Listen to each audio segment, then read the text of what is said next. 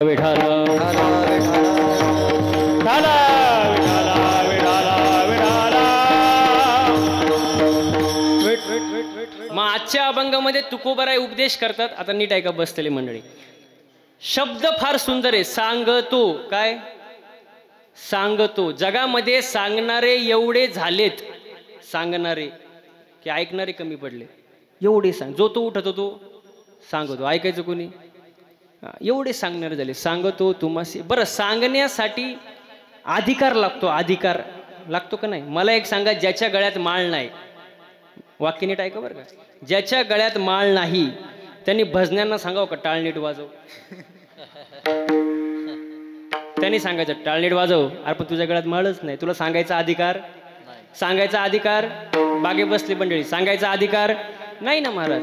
हा, ज्याच्या गळ्यात माळ आहे, ज्याने अख्खा आयुष्य परमार्थात घालवले, त्यांनी जर एखादी चूक काढली तर ती मान्य पण होते ना, कारण त्याचा तो अधिकार आहे महाराज। मग सांगण्यासाठी काय पाहिजे? अधिकार पाहिजे। मला सांगा, उद्या जर मी म्हटलं आंबेगाव बंद, तुम्ही म्हणाल महाराजाला येड लागले, तुम्ही माझं ऐकाल? पण उद्या जर मुख्यमंत्री म्हणाले महाराष्ट्र बंद, कोणाची चालू ठेवायची टाप आहे का? अधिकार, अधिकार महत्वाचा का नाही? मुख्यमंत्री हा महाराष्ट्राचा राजा आहे। हो, आमदार होतपर्यंत तो पक्षाचा, आमदार झाल्यावर तो मतदारसंघाचा, हो, खासदार होतपर्यंत तो पक्षाचा, खासदार झाल्यावर तो पक्षाचा राहतो का? म्हणजे त्यांना सांगायचा आपल्याला अधिकार आहे ना, आपण त्यांचं ऐकणं हे आपलं कर्तव्य आहे। सांगण्यासाठी अधिकार लागतो महाराज, हो, अधिकार। आणि अधिकार म्हणजे काय? अगोदर आपण तसं वागणं आणि मग दुसऱ्याला सांगणं, अधिकार महत्वाचं। पहा, बापाने सांगितलं, नीट ऐका, अधिकार सांगतो बरं का मी।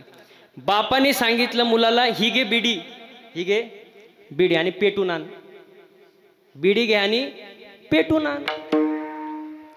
पोरग गेलं घाईघाईत, चुलीवर धरलं, बिडी पेटवली, पण येतपर्यंत बिडी विजली। बाप म्हणाला, मूर्खा, तुला साधी बिडी पेटवता येत नाही, तू पुढे आयुष्यात काय करशील? पहा बाप, तू पुढे आयुष्यात काय करशील? आता ते पोरग हुशार होतं, कुठलं होतं? अहो, लाखनगावचंच होतं ते, मुळात कसं हुशारच ना। ते म्हणतो, तो म्हणतो बापाला, मला चॅलेंज, मला। त्याने घेतली बापाकडून बिडी, घाईघाई गेला, चुलीवर धरली, पेटवली, येतपर्यंत वीजच दिली नाही। ज्याला हे कळलं नाही त्यांनी प्रसाद खाल्ल्याशिवाय जायचं। वीजच दिली नाही म्हणजे काय केलं? आवडीचं चालू होती, येतपर्यंत अर्धी बिडी संपली। बापाने बघितलं, बापाने लगेच बिडी घेतली हातातून आणि त्याला म्हणला, मूर्खा, बिडी ओढतो, लाज वाटत नाही? बिडी ओढल्यामुळे अनेक प्रकारचा रोग होतो, शरीराचा नाश होतो, बिडी ओढू नये। आणि हा काय करतोय? बिडी ओढतोय। एक एक झुरक्याला एक एक उपदेश। मग बापाला जर असं वाटत असेल पोराने बिडी ओढू नये, त्यासाठी बापाने अगोदर काय केलं पाहिजे? त्याच्या जीवनातून, त्याच्या आयुष्यातून बिडी नावाची वस्तू बाजूला केली पाहिजे आणि सिगरेट चालू केली पाहिजे। नाही नाही नाही, बिडी आणि सिगरेट बाजूला केली, तेव्हा ते पोरग ऐकन महाराज। म्हणजे सांगण्यासाठी काय लागतो? अधिकार लागतो ना। आणि अधिकार म्हणजे काय? अगोदर तसं वागणं, मग दुसऱ्याला सांगणं। मी एका पोराला म्हटलं, बाळ्या काय तंबाखू खातो? पुढून शिक्षक चालले तू तंबाखू खातो, तुला लाज वाटत नाही? तो बाळ्या मला म्हणतो, महाराज मी तंबाखू खायला माझ्या बापाला घाबरत नाही, तर शिक्षक काय? आणि योगायोगानं त्याचा बाप समोर आला, त्यांनी घाईघाई हात मागं घेतला असा। मी म्हटलं जाऊ दे, मरू दे, बोलून गेला, पण बापाबद्दल इज्जत आहे। मी त्याला बाप त्याचा गेला म्हटलं, त्याला तू तर म्हटलं मी माझ्या बापाला घाबरत नाही, बाप आल्यावर हात का मागं घेतला? तो म्हणतो घाबरतो म्हणून हात मागं नाही घेतला, तो याच्यातली अर्धी माग बोलून घेतला। म्हणजे बापच जर याच्यातली अर्धी घेत असेल तर पोरग काय तंबाखू सोडणार आहे महाराज? म्हणजे सांगण्यास तात्पर्य काय? अधिकार महत्वाचा आहे महाराज। अधिकार नसेल तर उपदेश करू नये। विठाला विठाला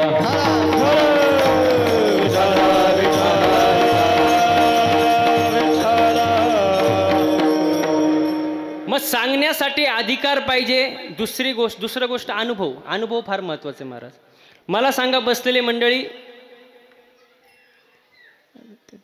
ते चोपदारांनी इकडं माझ्याजवळ तुमचं कामच नाही, एक मागं थांबायचं तिकडं, ते आलेल्यांना शांत बसवायचं. विठाला विठाला विठाला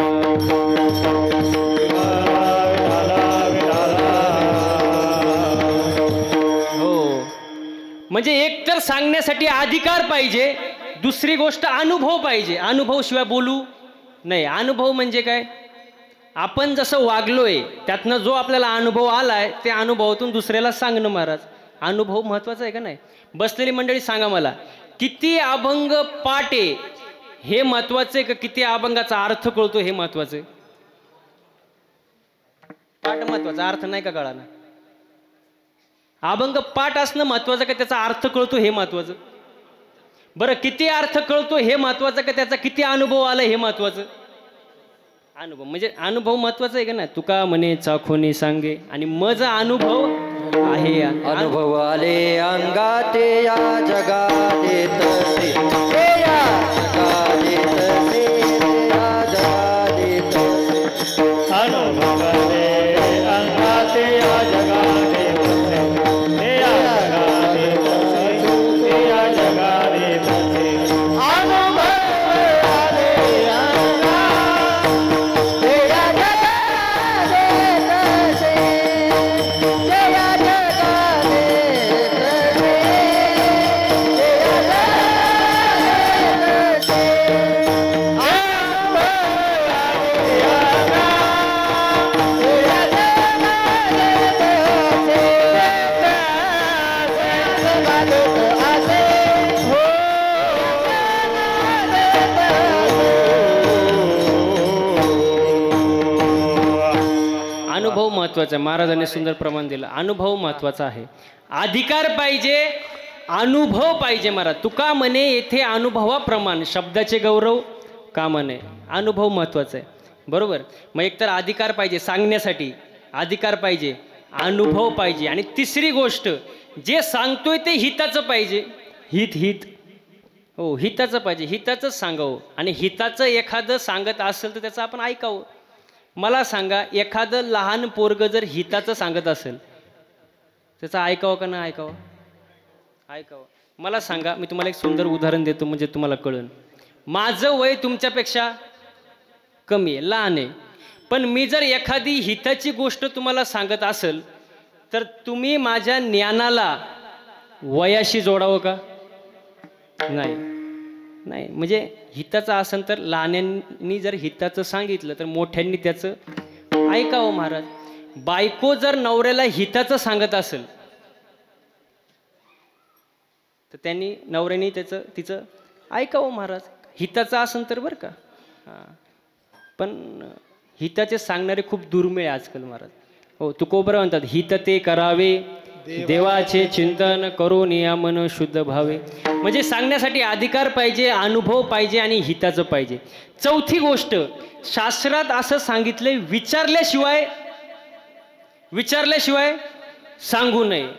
आणि अजून सांगितलंय मूर्खाला, क्रोधी माणसाला उपदेश करू नये उपदेश. महाराज हो, लय अवघड महाराज. एक मूर्ख माणूस रेल्वेने चालला होता. रेल्वेने प्रवास. आता रेल्वेमध्ये सीटं कशी असतात, एक खाली, एक वर नाही मधी, आणि एक वरती, 3 असतात का नाही. आणि तो चालला होता आणि त्याला नेमकी जुलाब लागल्या. जुलाब माहिती आहे ना तुम्हाला, आपलीच माणसं आहे तुम्ही. पोट खराब झालं त्याचं नाईलाज, आणि त्याचं सीट होतं सगळ्यात वरती. कुठं? वरती. आणि त्याचं पोट खराब, तो सारखा वरून उतरायचा, खाली बाथरूमला जायचा, परत यायचा, परत वर चढायचा. अख्ख्या प्रवासात त्याचं हेच चालू, चढायचा उतरायचा, जायचा चढायचा, हेच चालू. घरी आला, बायकोने दरवाजा उघडला, आतमध्ये आला, पटकन खाली बसला. तर बायको म्हणली काय झालं? त्याने घडलेला प्रकार सांगितला. तब्येत खराब झाली, वर खाली करून माझी तब्येत अजून खराब झाली. बायको म्हणली, अहो जर तुमची एवढी तब्येत खराब होती तर खालच्या सीटवाल्याला विनंती करायची ना, कृपया तुम्ही माझ्या सीटवर बसा, माझी तब्येत खराब आहे. त्यांनी ऐकलं नसतं का? ऐकलं असतं ना. पण तो म्हणला मला काय कळत नाही का. विनंती केली असतं तर त्यांनी ऐकलं असतं, मला कळत नाही का. पण खालच्या सीटवर कोणी बसलंच नव्हतं तर विनंती करू कोणाला. मग अशा माणसाला उपदेश करून काय फायदा आहे का महाराज. फायदा नाही ना महाराज. व्यर्थ फुली वाचा शिरोन व्यर्थ फुली वाचा शिरोन व्यर्थ फुली वाचा शिरोन व्यर्थ फुली वाचा शिरोन हे क्रोधी विश्वासी त्याची बोध कैसा विश्वासी त्याची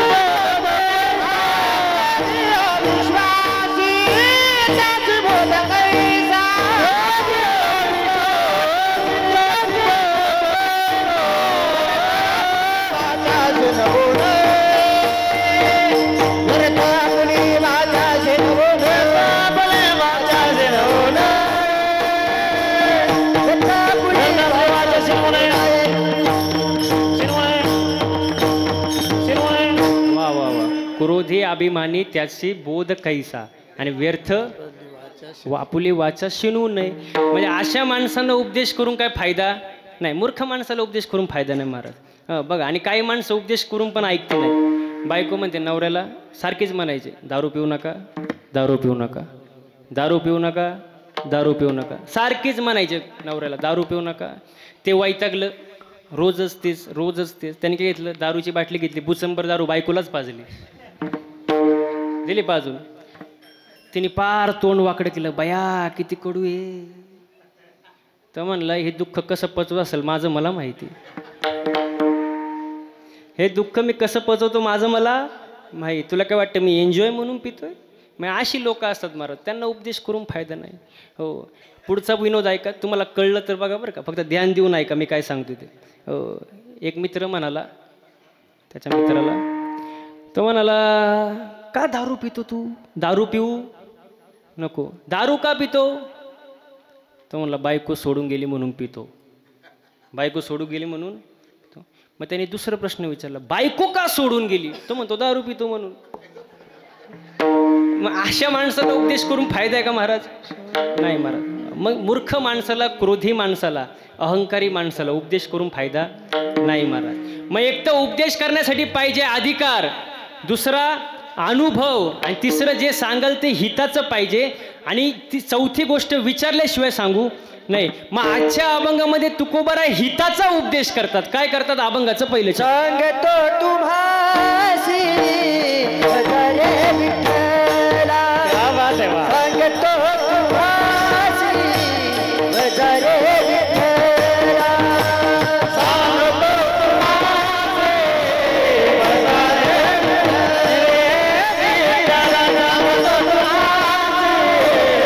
भजरे विठ्ठला, सांगतो तुम्हासी भजरे विठ्ठला, सांगतो तुम्हासी भजरे विठ्ठला, सांगतो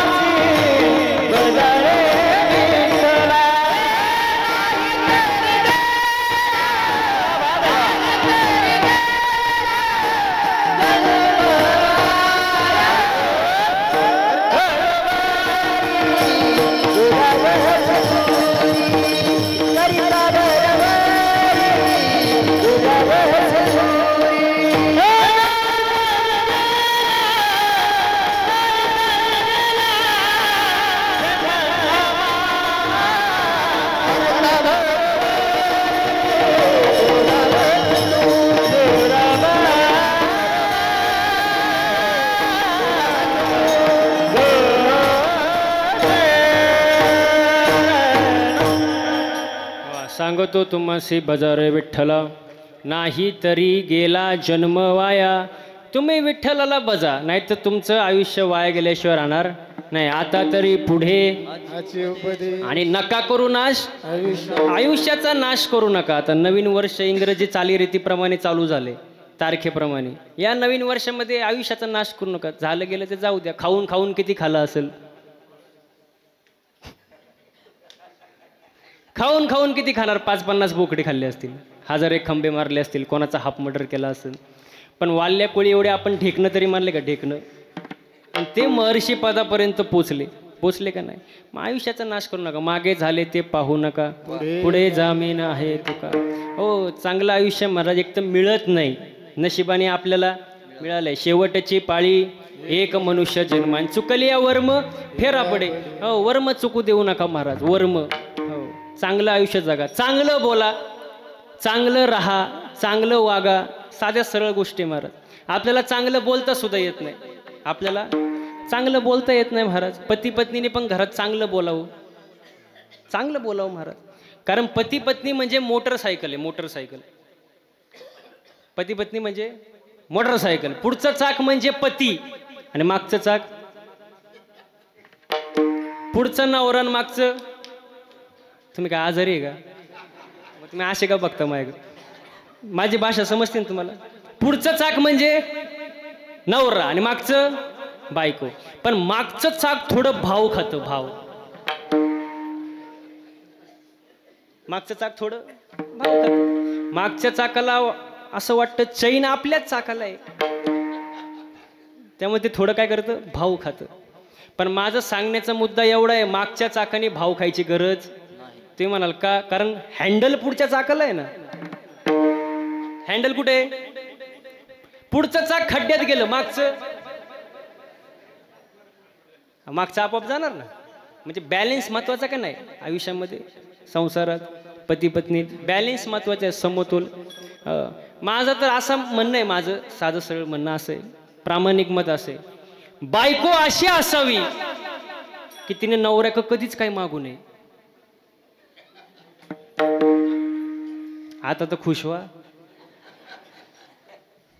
बायको अशी असावी तिने नवऱ्याक कधीच काय मागू नये. पण नवरा असा असावा तिला कधी मागण्याची वेळच येऊ देऊ नये. तेव्हा तो सुखाचा संसार. नाही तर काय महाराज, नाही तर लय अवघड. लग्नाचं तर लय अवघड झालंय आता. ज्याचं झालंय त्याचं बरं आहे. लय अवघड महाराज लग्नाचं, लय अवघड. आता इथं भरपूर तरुण मुली आलेल्या आहेत, त्यांना मी लहान भावासारखं थोडंसं मार्गदर्शन करतो. नीट ऐका. हो, मुलगा पाहत असताना लई सुंदर बघू नका, लई देखणं बघू नका, लई पैशावाला, लई प्रॉपर्टीवाला बघू नका, लई मोठा बंगल्यावाला बघू नका, लई मोठा जमिनीवाला बघू नका. मुलगा बघत असताना फक्त निर्व्यसनी बघा, तुमचं आयुष्य सुखी झाल्याशिवाय राहणार नाही. मस्त 50 एकर जमिनीवाला आहे, 50,000 नोकरीवाला आहे, पण रोज दारू पिऊन येत असेल तर तो पैसा किती दिवस टिकणार? आणि जर जिद्दीने असं काम करणारा, कष्ट करणार, निर्व्यसनी असेल, तो 1 एकरची 50 एकर केल्याशिवाय राहणार नाही महाराज. निर्व्यसनी असू द्या महाराज. हो, हे झालं मुलींसाठी. आता मुलं पण आलेलेच आहेत की, मागं बसलेत पण आलेत. त्यांना पण वर्णन करतो मी, थोडंसं सांगतो, त्यांना मार्गदर्शन करतो. ऐका. हो, सुंदरच पाहिजे, श्रीमंताचीच पाहिजे, याच घरातली पाहिजे, या भावनेनं ज्यांनी लग्न केलं त्यांचा तुम्ही संसार बघा. आणि गरीब असली तरी चालल, पण सडा सारवून रांगोळी काढत घराचं गोकुळ करणारी असावी, या भावनेने ज्यांनी लग्न केलं त्यांचा तुम्ही संसार बघा. हो, लय अवघड महाराज. मागचीच टाळी वाजल्या, मागच्यांनीच. म्हणजे बरोबर बाण लागला. म्हणजे सांगण्याचं तात्पर्य काय? मला एक सांगा, दशरथाला किती राणी होत्या? टाळकरी मंडळी 3. सगळ्यात आवडती कोण? सगळ्यात कैकई. दिसायला कशी होती? सगळ्यांमध्ये देखणी, सुंदर ना. सगळ्यात सुंदर राजाची मुलगी, दिसायला सुंदर एकदम, काही प्रॉब्लेम नाही. रोज लिपस्टिक, पॉन्ड, झेंडू बाम सगळं लावून मोकळी व्हायची ती. सुंदरच. राजाचं मनच तिच्यावर फिदा महाराज. कोणाचं? दशरथाचं. पण सगळ्यात जास्त दुःख कोणी दिलं राजाला? कैकईनीच दिलं महाराज. हो, मला सांगा, दशरथ राजा राजमहालात राहत होता, राजा होता, पण त्याच राजमहालामध्ये त्याला सुखाचं मरण दिलं नाही. कोणी? आवडता पुत्र राम वनवासाला पाठवलं महाराज. कोणी? कैकईनी महाराज. आणि सीता वनवासात होती, पण वनवासात राहून सुद्धा घराचं तिने गोकुळ केलं. संस्काराचा परिणाम महाराज. हो, विठाला विठाला.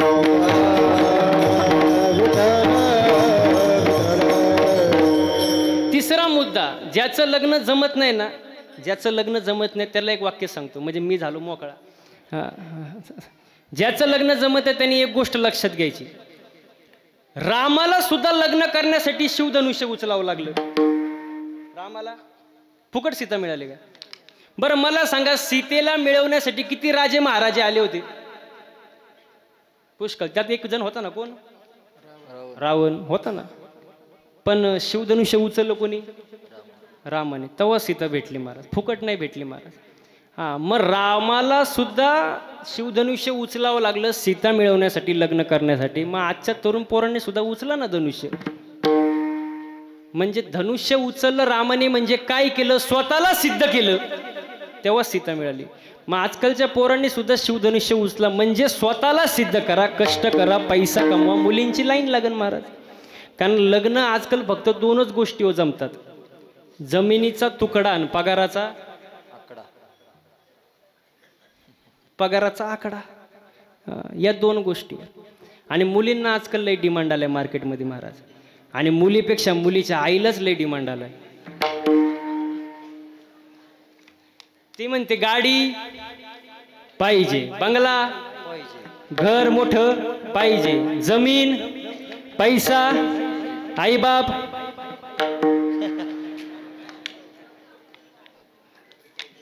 खुशाल नको म्हणता तुम्ही, तरच माझी पोरगी तुम्हाला आय लव्ह यू म्हणन, नाही तर म्हणणार नाही. मग एवढी वाईट परिस्थिती. म्हणून मुलांना सांगतो, कष्ट करा, पैसा कमवा, नीतीने वागा जरा.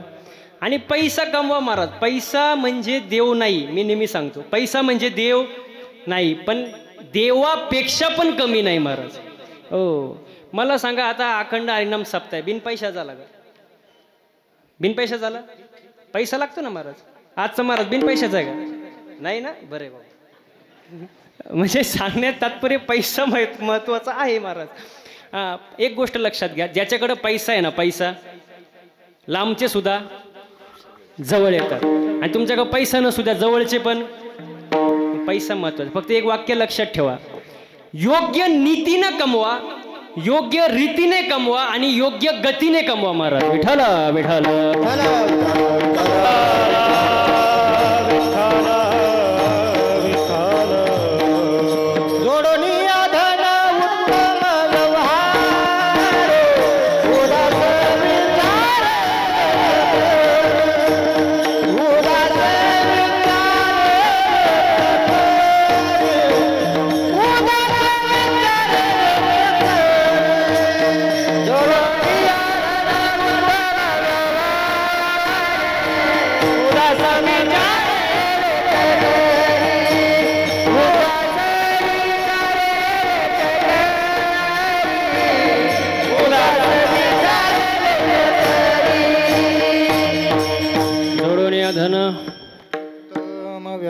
उदास विचारे. योग्य रीतीनं पैसा कमवा, योग्य नीतीने कमवा आणि योग्य गतीने कमवा महाराज. सांगण्याचं तात्पर्य. आणि कष्ट केले पाहिजे तरुण पिढीने. आता बघा, पुढच्या महिन्यात शिवजयंती येते का नाही? अहो येते का नाही? शिवजयंती 19 फेब्रुवारीला. हो, मी तर म्हणतो शिवजयंती जरूर साजरी करा आणि केलीच पाहिजे. आपल्या राजाची जयंती 365 दिवस केली तरी कमी नाही महाराज. हो, कारण आपले ते राजे महाराज, केली पाहिजे. पण नुसती जयंती साजरी करू नका, त्यांच्या विचारांची सुद्धा जयंती साजरी करा महाराज. हां, नाही तर ते मोठमोठ्या दाड्यान, मोठमोठे बिल्लेन, झेंडेन, मग व्हॉट्सअपला फोटो, मग ते मोठमोठी रॅली, आणि मग ते मोठ्याने आरडायचं, राजे तुमची महाराष्ट्राला गरज आहे आणि तुझी. तू काही नुसतं बाटल्या मोकळ्या करायला आला का काय? लय अवघड आहे महाराज. नुसतं रॅली काढून, दाड्या वाढून, चंद्रकोर लावून कुठे शिवजयंती साजरी होणार आहे का महाराज? त्यांच्या विचारांचे पण आपण जयंती साजरी केली पाहिजे, विचार आपण अंमलात आणले पाहिजे महाराज. हो, हे बघा, प्रत्येकाच्या जीवनामध्ये, प्रत्येकाच्या मनामध्ये शिवाजी महाराज आहेत. पण त्यांच्या विचारांची जर जयंती साजरी करायची असेल तर 3-4 वाक्य सांगतो, जरूर ऐका. परमार्थाची आणि कष्टाची जीवनामध्ये सोडा तुम्ही लाज. परमार्थाची आणि कष्टाची जीवनामध्ये सोडा तुम्ही लाज. धंद्याला चढवा तुम्ही नम्रतेचा साज. धंद्याला चढवा तुम्ही नम्रतेचा साज. आयुष्यात आखा तुम्ही नीतीची बाज. असा संकल्प तुम्ही धर्ममंडपाखाली करा. आज थोड्या दिवसात तुम्हीच असाल छत्रपती शिवाजी महाराज.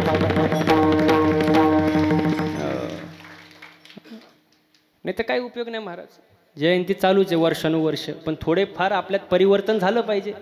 थोडंफार त्याला निष्ठा लागते महाराज, नीती लागते. आपल्याकडे नीती नाही महाराज. नीती नावाची गोष्ट तर राहिलीच नाही.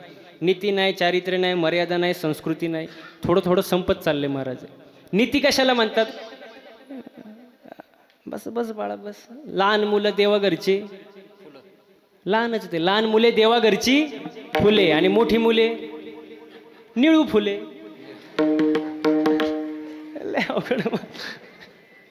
हो, ते मोबाईल बंद असू द्या, स्विच ऑफच ठेवा तो फोन. फोनचं आजकाल लई व्यसन लोकांना महाराज, एकदम मरणाचं व्यसन लागले ते फोन. फोन थोडा कमी वापरा. तरुण पिढीला पण सांगतो, फोन थोडा कमी वापरा. मी पण वापरतो, माझ्याकडे तर 2-2 आहे, पण त्याला काय टायमिंग आहे का नाही. कीर्तनात पण फोन, मी वरती जीव काढतोय, त्यांचा खाली चालू गेम. थोडं कमी प्रमाणात वापरा महाराज फोन. व्यसन थोडं कमी करा. हां, विठाल विठाल.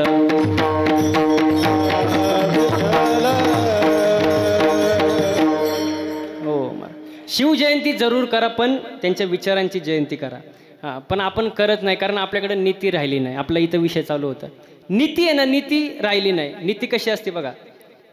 अमेरिकेमध्ये चोर पकडण्याची मशीन आणली, चोर पकडण्याची. अमेरिकेत एका तासात 100 चोर सापडले. किती? 100. एका तासात किती? मागं झोपले नाही ना तुम्ही? एका तासात किती? 100. तीच मशीन जपानमध्ये आणली, एका तासात 200 चोर सापडले. किती? 200. तीच मशीन भारतात आणली, अर्ध्या तासात मशीनच चोरीला गेली. म्हणजे नीती राहिली नाही. नीती नाही, विश्वास नाही. विश्वासच नाही महाराज. आणि थोडाफार संतांच्या शब्दावर विश्वास असावा महाराज. मी सांगितलं तुम्हाला, माझ्या नावावर 50 एकर जमीन आहे. तुम्ही खरं मानसाल का खोटं? खोटं काय म्हणतील? महाराज आहे, खोटं बोलल्याशिवाय. काहींना खरं वाटेन, काहींना खोटं वाटेन. पण मी 7-12 दाखवले हो. आता खरं वाटेन. मग मला सांगा, महाराज सांगतो ते खरं का 7-12 सांगतो ते खरं? मग परमार्थात महाराज बघायचा का 7-12? लोक महाराज बघणार. महाराज थोडा काय बोलला, खटकलं महाराज.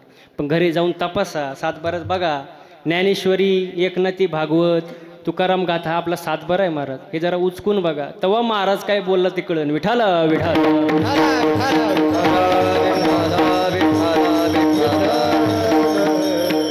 हो, मग किती तुम्ही संसार करा, संसार पूर्ण होणार नाही.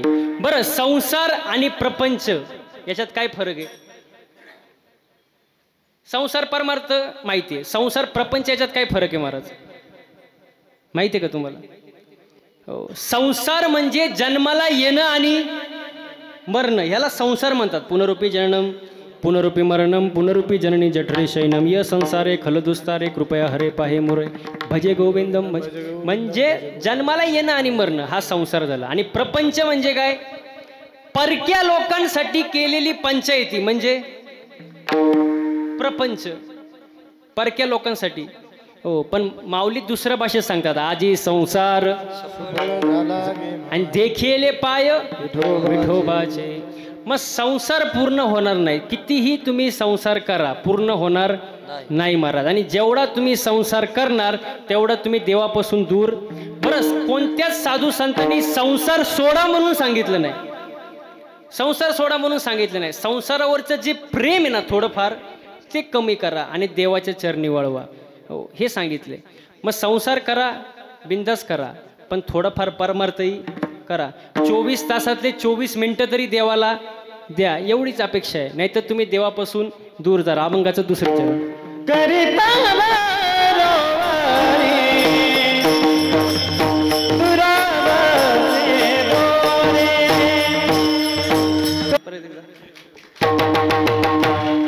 एकदा ठाळकरी गायक वादकासाठी जोरदार टाळ झालं पाहिजे.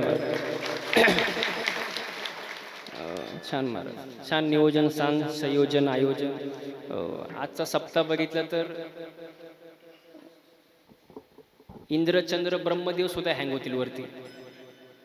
ते म्हणतील काय ते लाखनगाव, काय तो सप्ताह, काय ते कीर्तन, काय ते गायक, काय ते वादक. एकदम काय झाडी.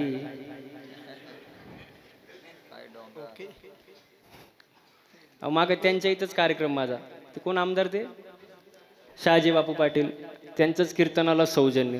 ते पुढं बसले आणि त्यांच्या पुढंच मी म्हणतो काय झाडी. कीर्तन झालं, माझ्याजवळ आले, म्हटले महाराज कीर्तन एकदम असं चालायचंच महाराज. इथं आनंद घेतला पाहिजे महाराज. इथं लोक कुठं पण आनंद घेतात, इथं खरा आनंद आहे. हा सुख सोहळा स्वर्गी नाही, स्वर्गीचे अमर आणि मृत्यू लोकी व्हावा.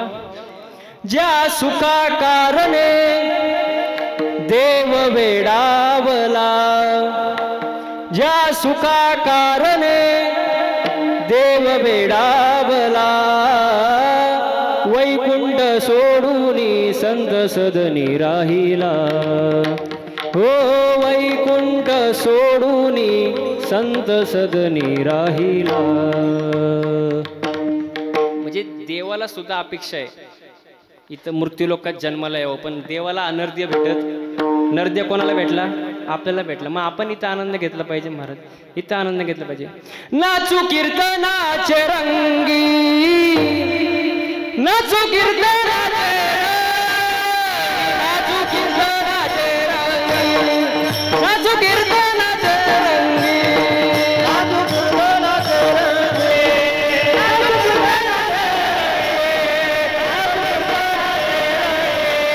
नाचू कीर्तनाचे रंगी, ज्ञानदीप लावू जगी. नाचू कीर्तनाचे रंगी, ज्ञानदीप लावू जगी. नाचू कीर्तनाचे रंगी, नाचू कीर्तनाचे रंगी, नाचू कीर्तनाचे रंगी, नाचू कीर्तनाचे रंगी, नाचू कीर्तनाचे रंगी, नाचू कीर्तनाचे रंगी, नाचू कीर्तनाचे रंगी, नाचू कीर्तनाचे रंगी.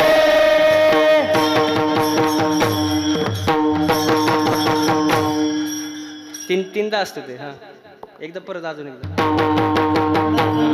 नाचू कीर्तनाचे रंगी, ज्ञानदीप लावू जगी. मग इथं आनंद घेतला पाहिजे. इथं नाचता नाचता गळाला देवाचा पितांबर. हो हा आनंद आहे महाराज. हो छान असं नियोजन आहे महाराज, छान आयोजन संयोजन.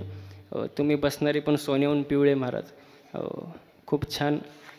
म्हणून संसार करा पण सोबत परमार्थही. संसारी असोनी परमार्थ, म्हणजे परमार्थ साधावा, परमार्थ साधला पाहिजे. संसार करा पण परमार्थ सुद्धा. आणि परमार्थ हा तरुणपणात करावा. माझा सांगण्याचा मुद्दा आहे का, परमार्थ हा तरुणपणात करा. आता वर्ष झाले 34वं वर्ष या अखंड हरिनाम सप्ताहाचं. मला एक सांगा, असा एखादा संत दाखवा, एखादा की जो म्हातारपणी परमार्थाला लागला आणि संत झाला. महाराष्ट्र संतांची भूमी आहे. एखादा संत असा दाखवा, एखादा की जो म्हातारपणी परमार्थाला लागला. म्हातारपणी माळ घातली आणि तो संत झाला. नाही ना, नाही. अहो मला एक सांगा, तुम्ही 60 वर्षाचा जर माणूस झाला, 60 वर्षाचा, तर त्याला कंपनी सुद्धा ठूत. पुरुष मंडळी, कंपनी सुद्धा त्याला ठूत नाही. रिटायरमेंट सोहळा, तुम्ही आता इथून निघा. तुम्ही आता फाईल सुद्धा उफाटी तपासायला लागले. तुम्ही तुमचं इथं राहणं योग्य नाही महाराज. मग ज्या कंपनीने 60 वर्षानंतर त्याला काढून दिले महाराज, तो इकडे टाळ वाजवायला चालन का? नाही चालणार. तरुणपणी तरणा भाग्यवंत नटे हरे कीर्तना. आता तरुणपणी परमार्थ करा महाराज. विठाला विठाला.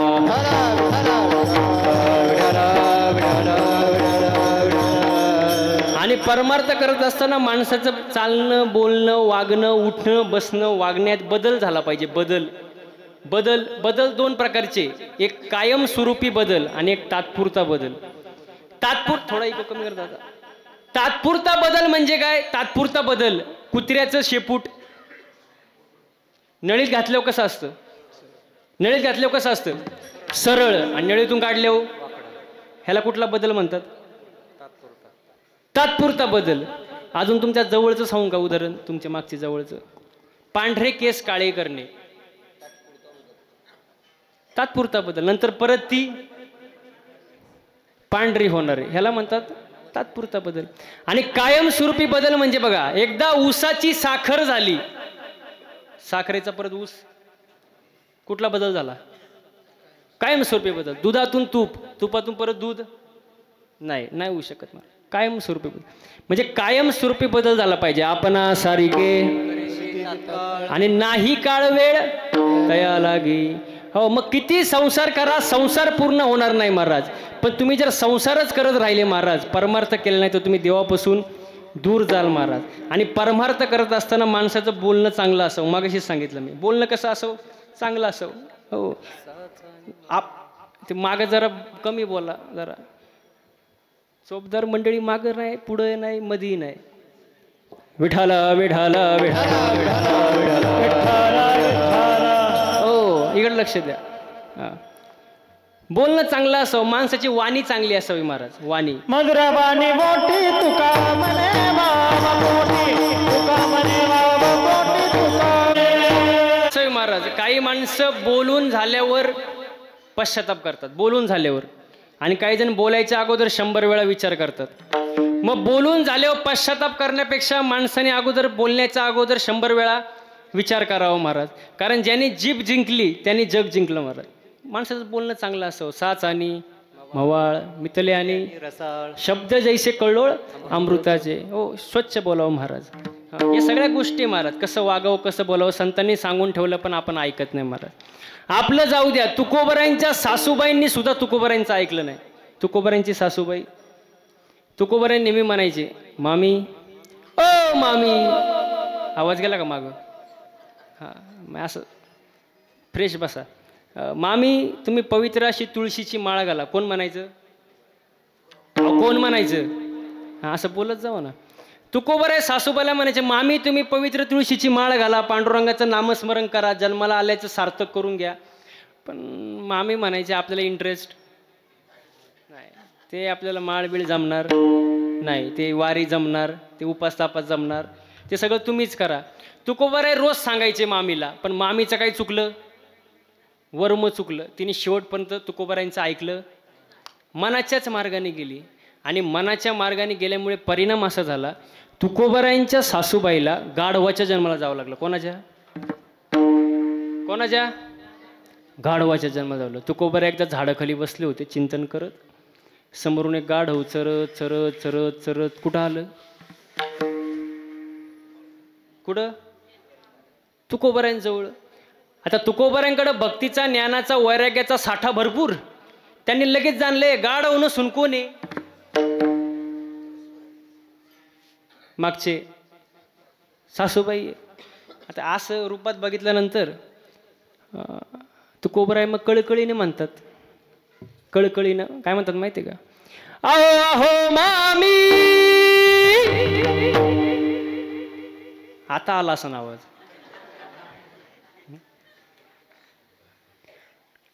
अहो अहो मामी वर्म चुकल्या हो तुम्ही. कोण म्हणलं? आता बरोबर चाललंय. अहो अहो मामी वर्म चुकल्या हो तुम्ही.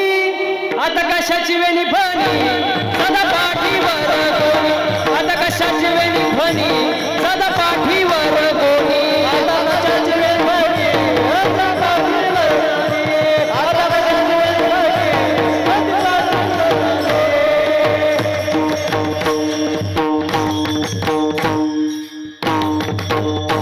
फणी. आता कशाची पुरणपोळी. तुमच्या इथं गाढवाला पुरणपोळी चारतात का? गाढवच नाही. आता कशाची पुरणपोळी सदा उकिरंदे भोळी. आता कशाची वेणी फणी सदा पाठीवर गोणी. आता कशाची वेणी फणी सदा पाठीवर गोणी. कशाची वेणी फणी सदा पाठीवर गोणी. आता कशाची वेणी फणी सदा पाठीवर गोणी.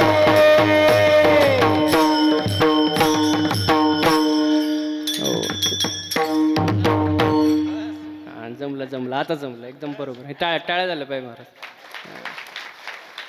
ठेका चुकला की मग कीर्तन संपलं महाराज. मला सांगा, किती मोठा गणित तज्ञ असू द्या, किती मोठा गणित तज्ञ असू द्या, हातचा चुकला, गणित चुकला ना महाराज. मग एकदा जगण्याचा हातचा चुकला, तुम्ही किती माळा घाला किती परमार्थ करा, चुकलं महाराज. विठाला विठाला.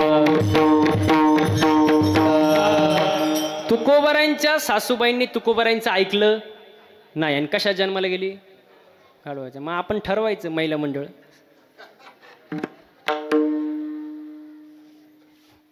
त्यांच्या डोळ्यापुढंच गाढवा आला. आता काय करायचं, संतांचं ऐकायचं का गाढवाच्या जन्माला जायचं महाराज, लय अवघड. आणि ऐकावं संतांचं महाराज, आपण ऐकत नाही महाराज. आता महिला मंडळाचा विषय निघाला म्हणून सांगतो, विषय निघाला म्हणून. महिला मंडळ हे 5 प्रकारचे असतात. किती? 5. तुम्ही ध्यान देऊन ऐका. 5 प्रकारचे: शंकिनी, डंकिनी, हत्तिनी, पद्मिनी आणि चित्रिणी. किती झाले? 5. आता ऐका. शंकिनी म्हणजे कायम नवऱ्यावर शंका घेते, कुठं गेले होते आणि एवढा उशीर का झाला. कायम नवऱ्यावर काय, कायम नवऱ्यावर काय शंका, ती कोण? शंकिनी. डंकिनी म्हणजे कायम नवऱ्या डंक मारते, तुम्ही असेच आणि तुम्ही असंच करता आणि तुम्हाला अनुभव वाटत. त्याला काय म्हणतात? त्याला काय म्हणतात? डंकिनी. हा. चित्रिणी म्हणजे समोर आरसा, पॉन्ड्स, लिपस्टिक, फेरन लवली एवढं असलं माहिती, खुश, तिला काही नको. हत्तीनी म्हणजे हातात रिमोट, समोर टीव्ही, खायचं आणि घर मस्त राहायचं, टेन्शन घ्यायचं नाही. आणि सर्वात श्रेष्ठ ती पद्मिनी, घरच्यांचा सगळ्यांचा विचार करून संसार करून जी परमार्थ करते, ती कोण? पद्मिनी. मग आता विचार करायचा महिला मंडळ, आपण कोणत्या कॅटेगरीत बसतो बाबा? विठाल विठाल. याच्याही पुढे जाऊन सांगतो. पायात चप्पल, पायात चप्पल, हातात बांगड्या, कपाळी कुंकू, डोक्यावर पदर, नवऱ्याचा आदरण, तीच खरी इंडियन मदर. महिला मंडळ. पायात सँडल, असं मोठ्याने म्हणा ना. पायात चप्पल, हातात कपाळी टिकली लावा, काय प्रॉब्लेम नाही. डोक्यावर नुसतं म्हणायला आहे काय? मला सांगा, पदर साडीसोबत भेटतो का सेपरेट घ्यावा लागतो? कमीत कमी कीर्तनात बसलो घ्या. डोक्यावर पदर, नवऱ्याचा. आता तो तुम्ही ठरवायचा करायचा का नाही. नवरा जर लेझिम खेळते असेल संध्याकाळी, लेझिम खेळत खेळतच घरी येतो, मग त्याचा काय आदर करायचा मला. माझं एका ठिकाणी कीर्तन होतं गुजरातमध्ये, वापीमध्ये, आणि कीर्तन झालं आणि मी खुर्चीवर बसलो, एक बाई माझ्याजवळ आली. बघा बरं का, आदर, नवऱ्याचा आदर करावं का नाही याच्यावर चालले बरं का. ती बाई माझ्याजवळ आली, म्हणली महाराज. म्हटलं बोला. काय सांगू महाराज? म्हटलं काय बोलायचं, पटकन बोल, उद्या मला कीर्तन आहे, लवकर निघायचं. ती म्हणते महाराज. म्हटलं बोल. रोज पिऊन येतो, रोज पिऊन येतो, धिंगाणा घालितो, रोज पिऊन येतो, धिंगाणा घालितो, कसं समजावू मी याला, रप रप मारतो मला.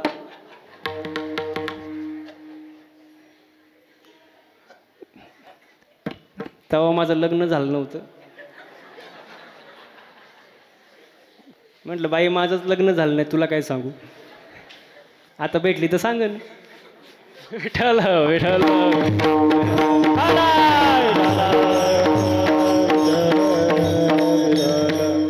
हो, पतिव्रता असावं महिला मंडळांनी. नवऱ्याचा आदर करायचा का नाही ते तुम्ही ठरवा, आणि तीच खरी इंडियन मदर महाराज. म्हणून पती पत्नीने चांगलं वागा, चांगलं बोला, घरात पण चांगलं बोला महाराज, चांगलं बोला, काय अडचण आहे. एक जण जेवायला बसला, जेवायला, आणि नेमकी त्याच दिवशी सासूबाई घरी आली. हा आपल्या बायकोला म्हणतो, वय ग, आज भाजी मामीने केली काय ग? भाजी मामीने केली काय ग? ती बायको पळतच आली किचनच्या बाहेर. भैया तुम्हाला कसं काय कळलं? भाजी माझ्या आईनेच केली, पण तुम्हाला कसं काय कळलं? तर त्यांनी काहीतरी चांगलं बोलावं का नाही. तो काय म्हणलं, किती सोपं आहे, रोज भाजीमध्ये काळा केस निघायचा, आज पांढरा केस निघाला. म्हणजे बोलायचं चांगलं बोलावं माणसाने घरामध्ये. कीर्तन झालं, मी खुर्चीवर बसलो, एक जण आला, पाया पडला, खिशातून 200 रुपयाची नोट काढली आणि पायावर ठेवली. 200 रुपयाची नोट काढली, पायावर ठेवली. मी म्हटलं हे कशासाठी? तो म्हणतो ही नोट कुठंच चालत नव्हती. आता कुठं चालत नाही ती इथं चालन का? चांगलं बोला महाराज. थोडंसं कमी बोलला पण बोलल्यावर चांगलं बोला, एवढंच चाललंय आपलं महाराज. हो. आणि सांगितलेलं ऐका. साधू संतांनी जे सांगितलं कमीत कमी ऐका. माणसं ऐकत नाही महाराज. आमच्या इथे एका मालकाने माणूस कामाला ठेवला, पगार 20,000 रुपये महिना, फक्त घरातली कामं करायची. आणि कामाला ठेवलं, तो म्हणला मी सगळं कामं करीन पण माझ्या अटी आहेत 2 अट. मालक म्हणला मला गरज आहे, सांग बाबा तुझी काय अट आहे? तो म्हणला पहिली अट, झोपेतून उठल्यावर मला जेवायला पाहिजे.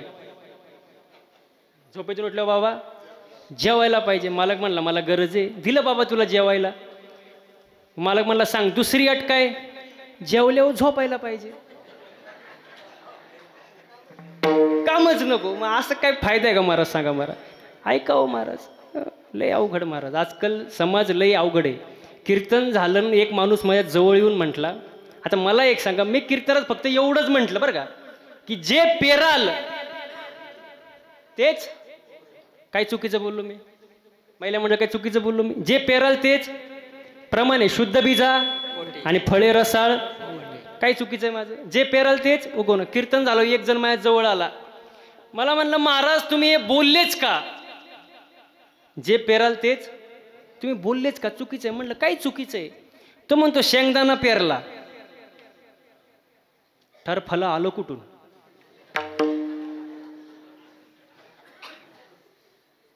शेंगदाणा पेरला, टरफलं आलो कुठून बाबा? मी म्हटलं बरोबर तर आहे, शेंगदाणा पेरला, पण टरफलाच्या आतमध्ये शेंगदाणा आहे ना? नाही नाही नाही नाही, जे पेराल तेच. शेंगदाणा पेरल्यावर डायरेक्ट शेंगदाणाच आला पाहिजे. अहो तुम्हाला हालूच देईनी. म्हणलं तुम्ही चुकीचं बोलले. मग मी म्हटलं तुला उत्तर पाहिजे ना, तुला उत्तर पाहिजे ना, फुकट देणार नाही. मला घरी चहा प्यायला नाही. तर म्हणलं चला महाराज. त्याच्या घरी गेलो, त्याला म्हटलं फक्त मला चहा दे, बाकी काय देऊ नको. तो आला कपात चहा घेऊन. म्हटलं फक्त चहा.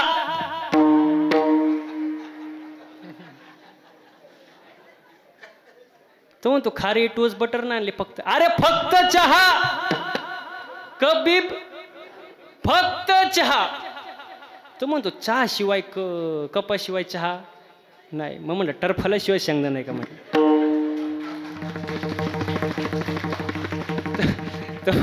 तो म्हणला तुमच्या कुठं नादी लागतं. म्हणलं तुला पहिली अक्कल नव्हती का? अशी लोक विचित्र असतात महाराज.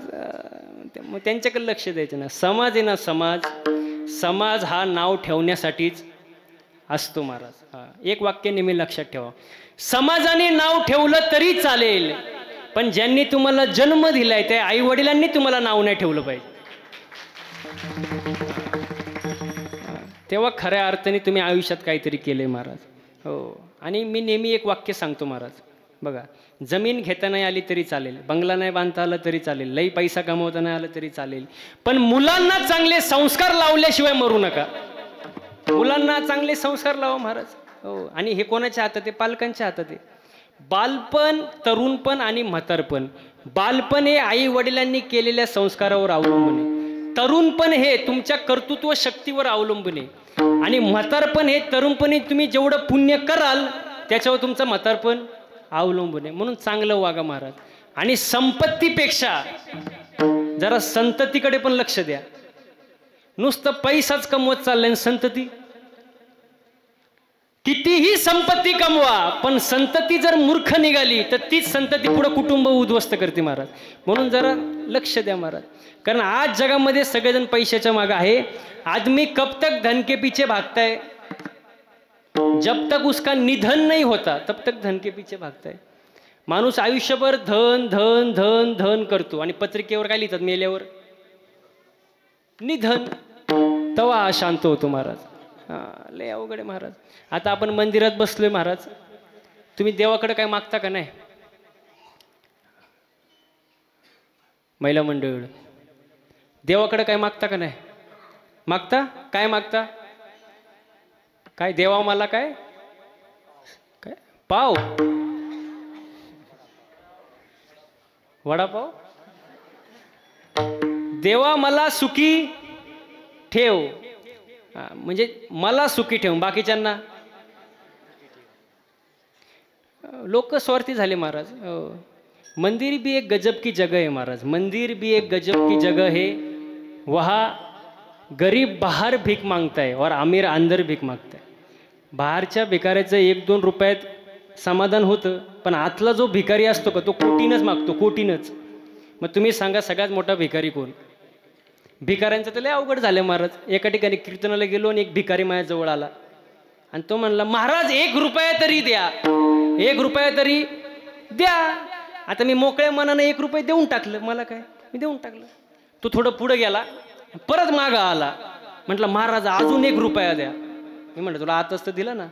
तो म्हणतो माझ्या मैत्रिणीला. मग मी त्याला प्रश्न विचारला, भिकाऱ्याला कुठं मैत्रीण असते का? भिकाऱ्याला कुठं मैत्रीण असते का? तो म्हणला तिच्यामुळं तर भिकारी झालो.